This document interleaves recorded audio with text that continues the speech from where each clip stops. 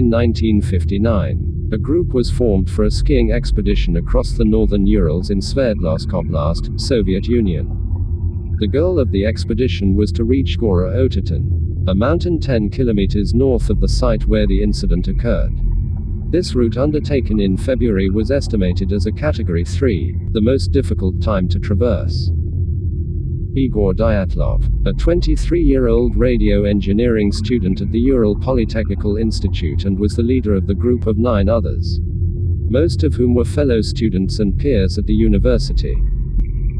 Each member of the group, which consisted of 8 men and 2 women, was an experienced Grade 2 hiker with ski tour experience, and would be receiving Grade 3 certification upon their return.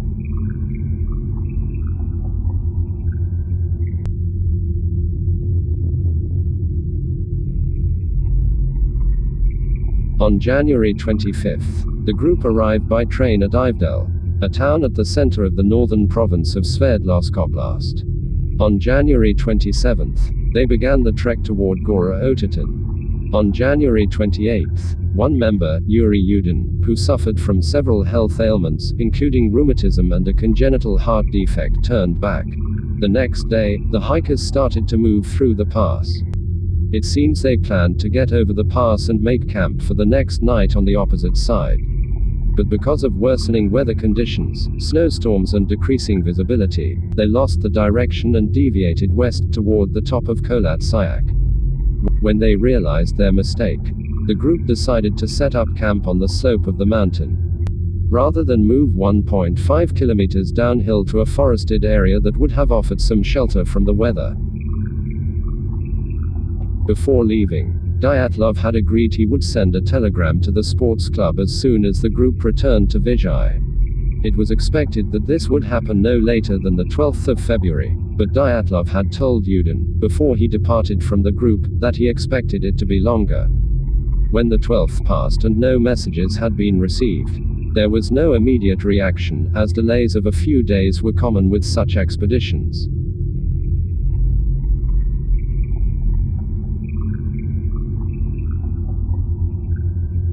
On the 20th of February, the travelers' relatives demanded a rescue operation. The head of the institute sent the first rescue groups, consisting of volunteer students and teachers.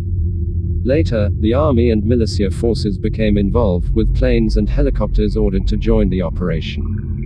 On the 26th of February, the searchers found the group's abandoned and badly damaged tent on Kholat Syak. The campsite baffled the search party. The student who found the tent said the tent was half torn down and covered with snow. It was empty, and all the group's belongings and shoes had been left behind. Investigators said the tent had been cut open from inside. 9 sets of footprints, left by people wearing only socks or a single shoe or even barefoot, could be followed, leading down to the edge of a nearby woods on the opposite side of the pass.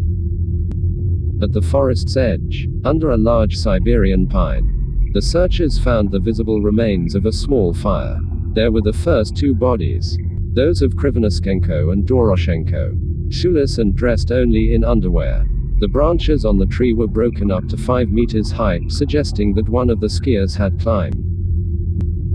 Between the pine and the camp, the searchers found 3 more corpses: Dyatlov, Kolmogorova, and Slobodin, who died in poses, suggesting that they were attempting to return to the tent. Finding the remaining 4 travelers took more than 2 months. They were finally found on the 4th of May under 4 meters of snow in a ravine 75 meters further into the woods from the tree.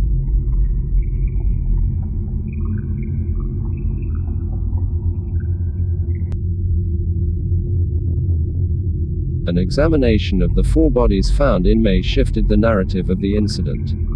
3 of the hikers had fatal injuries. Fibu Brignals had major skull damage, and Dubinina and Zolotriov had major chest fractures. According to the investigators, the force required to cause such damage would have been extremely high, comparable to that of a car impact. Notably, the bodies had no external wounds associated with the bone fractures, as if they had been subjected to a high level of pressure.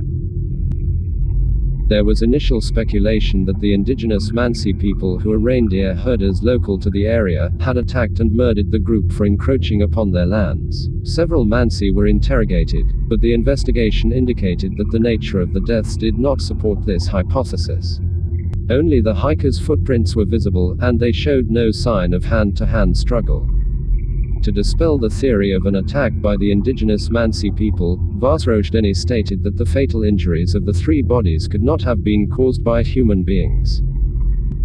On the night of the incident, another group of hikers, about 50 kilometers south of the incident, reported that they saw strange orange spheres in the sky to the north. Similar spheres were observed in Ivdel and adjacent areas continually during the period from February to March 1959 by various independent witnesses, including the Meteorology Service and the military. These sightings were not noted in the 1959 investigation, and the various witnesses came forward years later. A former police officer named Lev Ivanov, who led the official inquest in 1959, published an article in 1990 that included his admission that the investigation team had no rational explanation for the incident. He also stated that, after his team reported that they had seen flying spheres, he then received direct orders from high-ranking regional officials to dismiss this claim. Military tests. Speculation exists that the campsite fell within the path of a Soviet parachute mine exercise. There are indeed records of parachute mines being tested by the Soviet military in the area around the time the hikers were there.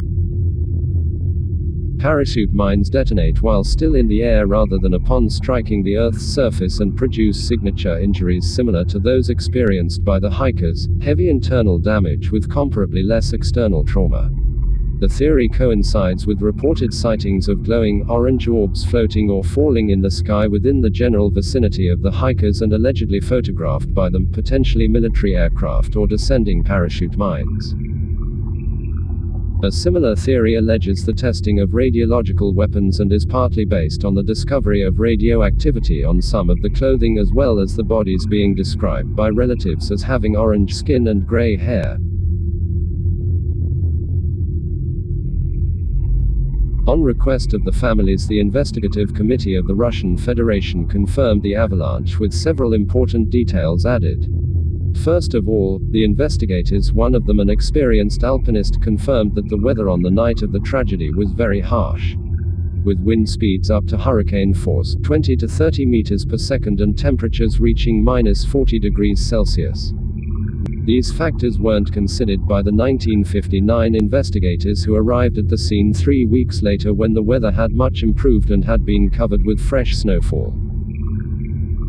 According to the ICRF investigators, the factors contributing to the tragedy were extremely bad weather and lack of experience of the group leader in such conditions, which led to the selection of a dangerous camping area.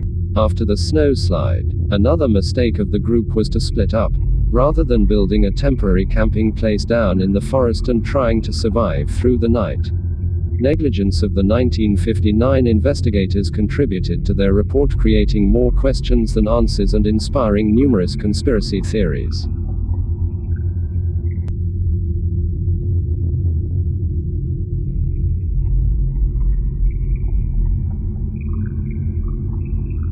An avalanche would have left certain patterns and debris distributed over a wide area. The bodies found within a month of the event were covered with a very shallow layer of snow.